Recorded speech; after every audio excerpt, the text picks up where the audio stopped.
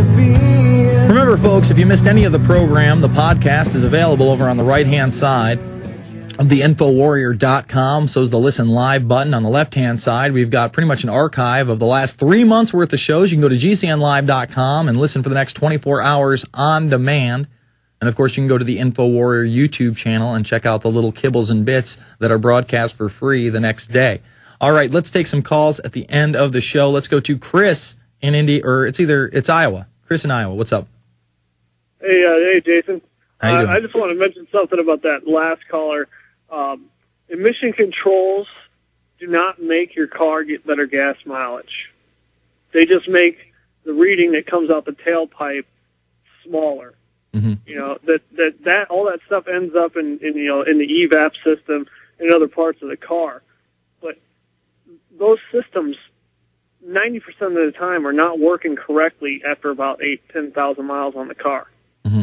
I used to be a diagnostic technician, and I was all the way up until the middle of OBD3, was the onboard diagnostics 3. Oh, I know what it is. You do nothing but fix the computer controls on the car.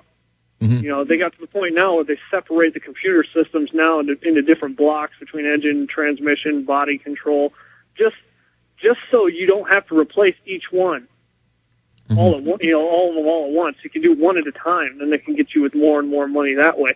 But, between the evap system and the EGR system, which is the evaporative gas, collecting that keeps the vapors out of your gas tank from building up. So when you turn your gas tank, it doesn't go anymore. That part it's sucked into the engine. Well, if that it doesn't work right, your engine's gas air or fuel air ratio is wrong, and then you're not getting good gas mileage anymore. And chances are, like most cars, they have a thing called limp home, where they'll run at a certain setting if they're not running right, just to get somewhere. And those settings are usually far worse than the last models of carburetors that came out in the early 80s. Gotcha. Got way better. They get way better than most stuff now. But that's I wasn't calling in for that. I was calling in. Have you seen the Xbox Project Natal? Oh, we've just been reporting on it all week, my friend. In fact, we got 2 blogs over at the Infowarrior.com. And have you seen Project Milo for it?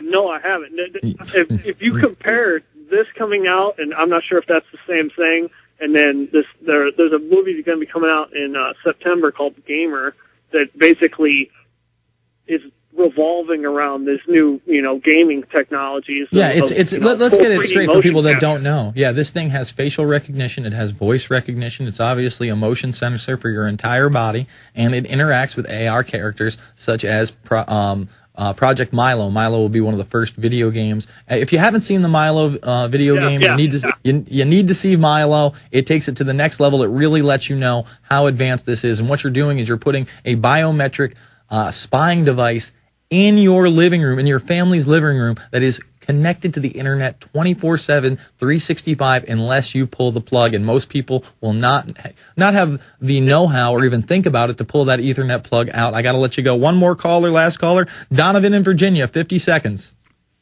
I've been calling because I've been on Facebook a lot and been trying to get big with the InfoWar for a while. And I noticed that Evelyn Rothschild had posted on Alex Jones's page that the humans will fall, the New World Order will prevail. So I've been messaging him back and forth, and I pretty much got a confession out of him about...